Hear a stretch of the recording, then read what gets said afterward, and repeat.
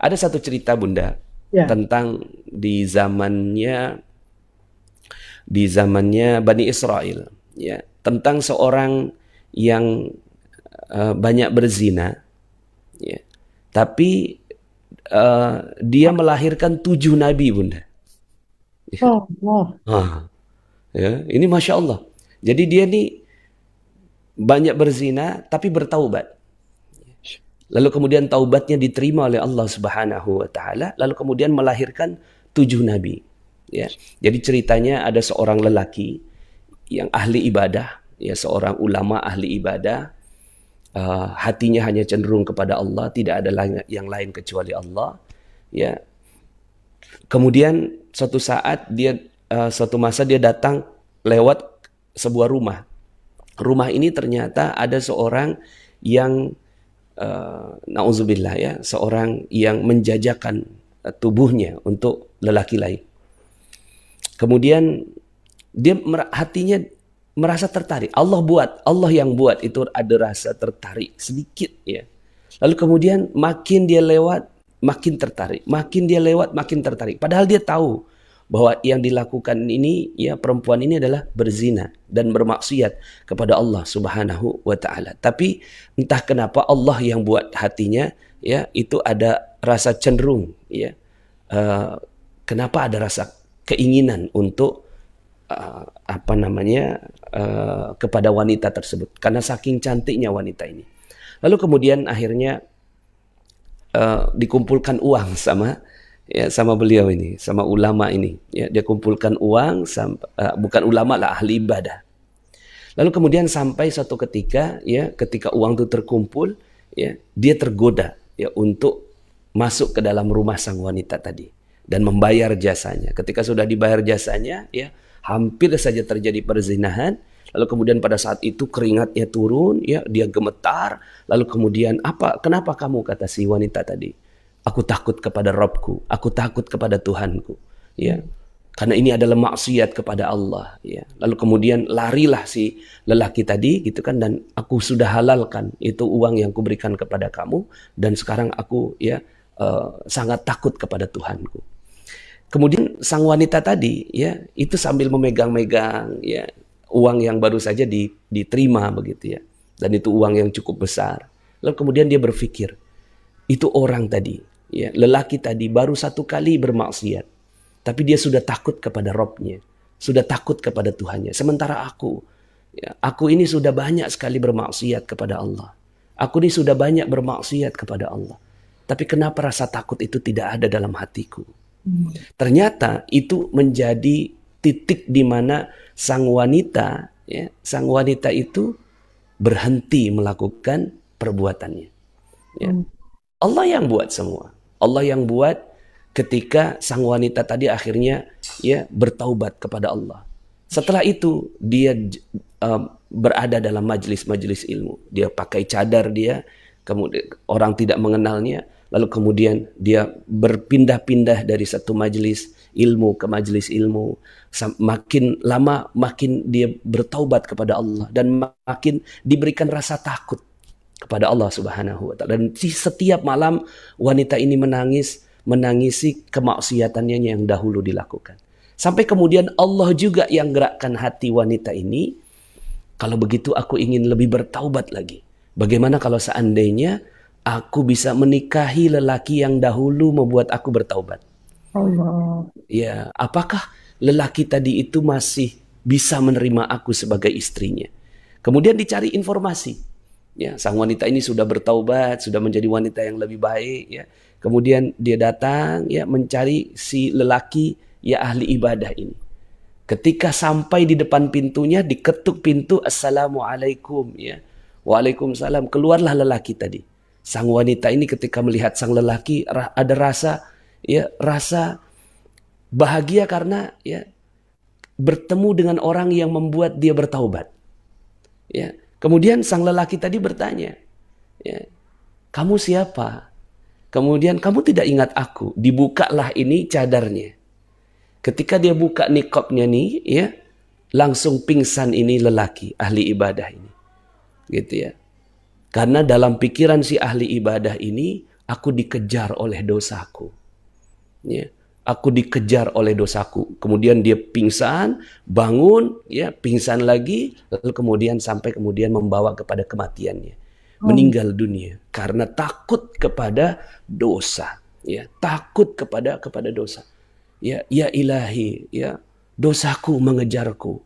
Ya, ya ilahi, apa yang ku perbuat hanya satu kali, lalu kemudian sekarang ini dosa itu mengejarku. Ya ilahi, sungguh aku bertaubat kepadamu, maafkan aku. Itulah yang diungkapkan oleh sang lelaki, ya, yang dia tidak bisa menatap sang wanita itu. Sampai kemudian akhirnya sang wanita ini makin bersedih. Ya Allah, ya. Ini sang wanita, ya, mantan pezina, kemudian dia bertaubat, ya. Kemudian dia pikir taubatnya ini sudah sampai. Tapi ketika dia melihat, ya, calon suaminya, ya, calon yang suaminya yang tak jadi, ya, Masya Allah, dia sampai takut bertemu aku. Dia sampai takut bertemu dengan dosanya di masa yang lalu.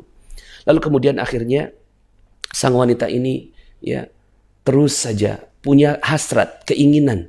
Kalaulah seandainya ini sudah dikuburkan, ya, sang lelaki ini sudah dikuburkan, sang wanita ini juga ikut menguburkannya. Lalu kemudian dia berpikir, adakah saudaranya?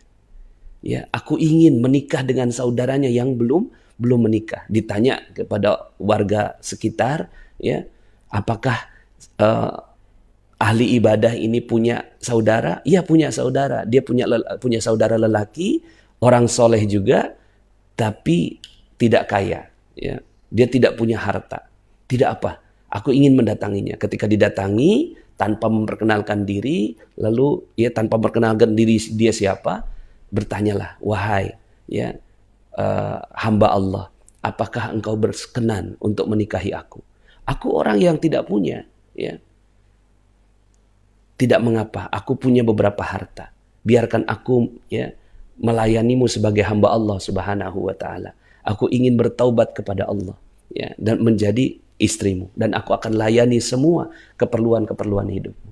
Akhirnya menikahlah mereka berdua, ya, dan ternyata dari pernikahan ini lahirlah 7 nabi di kalangan Bani Israel. Masya Allah. Jadi inilah yang desain hidup dari Allah itu kita tidak pernah tahu.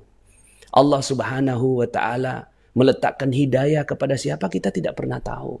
Ya, Allah Subhanahu wa taala, ya, bisa jadi, ya, membuat seseorang itu teruji dalam maksiat. Seperti wanita tadi, ya, dia diuji oleh Allah dengan maksiatnya, lalu kemudian ternyata ada jeritan hati dari seorang ahli ibadah, dan ternyata jeritan hati itu menjadi jalan bagi taubatnya sang wanita. Maka inilah yang terus-menerus kita latih, ya. Pertama, jangan sampai kita kalah dengan wanita tadi, ya. Jangan sampai kita kalah dengan wanita tadi. Wanita tadi sudah menjual dirinya kepada manusia, menjajakan tubuhnya kepada manusia. Ya, itu saja bisa bertaubat. Ya, maka kita semua yang menyaksikan siaran ini, insya Allah kita semuanya bisa bertaubat kepada Allah Subhanahu wa taala. Tidaklah kita berdosa lebih daripada sang wanita tadi. Belumlah kita melakukan kemaksiatan yang lebih dahsyat daripada sang wanita tadi. Tapi kita, ya, insya Allah ada peluang. Siapapun terbuka peluangnya, ya, siapapun yang ingin bertaubat kepada Allah Subhanahu wa taala, masih dibuka pintu taubat seluas-luasnya. Siapapun yang hatinya sekarang ini masih belum bersih, Allah Subhanahu wa taala buka peluang. Apalagi sebentar lagi Ramadan. Ramadan ini menjadi satu jalan bagi kita untuk bertaubat kepada Allah Subhanahu wa taala. Yang kedua, ada panggilan taubat yang kita minta kepada Allah Subhanahu wa taala. Ya, ada panggilan taubat. Ya Allah, aku minta, ya Allah, ada panggilan taubat yang kau titipkan pada siapapun yang engkau ridha. Ya, agar panggilan taubat itu masuk dalam hatiku. Nah, mudah-mudahan kita semuanya dapat panggilan taubat ini, karena kalau kita tidak dapat panggilan taubat ini, ya, maka kita rasanya selalu menjadi orang yang benar, rasanya menjadi orang yang sempurna, menjadi orang yang sudah menjalani kehidupan dengan sebaik-baiknya. Padahal bisa jadi ya kita masih banyak salah dan dosa kita kepada Allah Subhanahu wa taala. Yang ketiga ya kita berproses. Berproses, siap berproses untuk menjadi orang yang lebih baik. Seperti kupu-kupu atau rama-rama yang dulunya adalah ulat ya. Dulunya adalah ulat, kemudian dia menjadi kepompong ya. Dari ulat yang orang ketika mendekat kepadanya gatal-gatal ya kan. Lari, takut. Gimana Bunda? Kita lari dan takut pada Ya, ulat bulu. kita lari dan takut kepada ulat tadi ya. Karena kita terkena dan gatal dan seterusnya ya. Nah, bisa jadi saya dulu Bunda sebelum kenal dengan ilmu magnet rezeki ini saya minus 21 miliar ya, minus 7 juta ringgit. Dan masa itu saya seperti ulat ya. Siapapun yang berjumpa dengan saya dia gatal-gatal. Ya, semua yang jumpa dengan saya orangnya egois, ya, kemudian suka marah, ya, dendam, dengki, ya, serakah dan seterusnya. Itulah yang ada dalam diri saya di masa itu. Saya seperti ulat. Tapi kemudian ada titik di mana Allah Subhanahu wa taala panggil saya untuk bertaubat. Dan kemudian akhirnya saya masuk dalam kepompong itu, ya, masuk dalam kepompong. Kepompong ini kan sama Kak Bunda nama dia, kepompong. Sama, sama. Sama. Duduk diam, orang tak nampak kan. Tapi banyak Uh, proses kat dalam tu.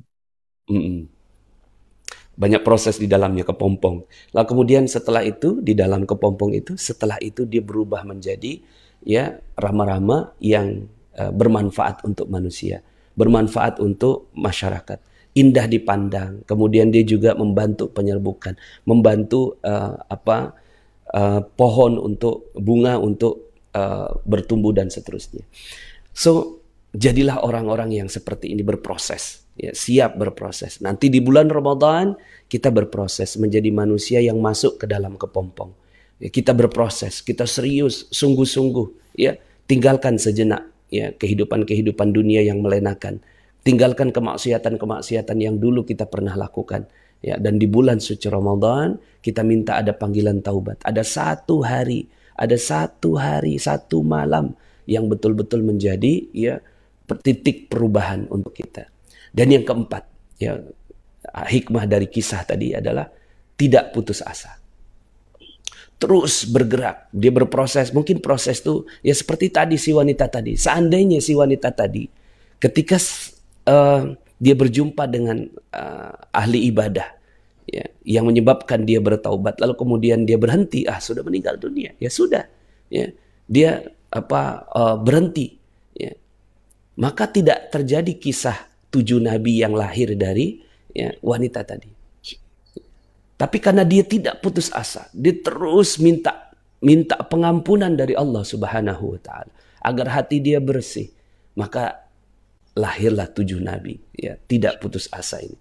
Ya, tidak putus asa dari rahmat Allah Subhanahu wa taala. Jadi siapapun yang sekarang ini ada dosa kepada Allah, la taqnatu min rahmatillah. Jangan putus asa dengan rahmat dari Allah Subhanahu wa taala. Dan yang terakhir, yang kelima, ya, bersyukur atas semua yang terjadi. Bahwa semua yang terjadi itu bukan kita yang baik, bukan kita yang hebat, tapi Allah yang mendesain kehidupan kita. Syukuri semua ya babak-babak kehidupan kita. Kadang-kadang kita malu kan, wah dulu saya nih ya tukang maksiat gitu. Bukannya kita mengingat-ingat masa lalu, tidak, tapi untuk mengatakan bahwa betapa Allah masih menerima orang-orang yang ya mau bertaubat. Dalam sebuah syair disebutkan ya, atau dalam sebuah hadis ya disebutkan ya, kita datang kepada Allah 1 langkah, Allah datang kepada kita 1000 langkah. Kita datang dengan berjalan, Allah datang kepada kita dengan berlari, membalas ya kedatangan kita kepada Allah Subhanahu wa taala. Dan mudah-mudahan bulan suci Ramadan menjadi satu momentum taubat bagi kita semua. Demikian Bunda sedikit ya tentang hati yang bersih.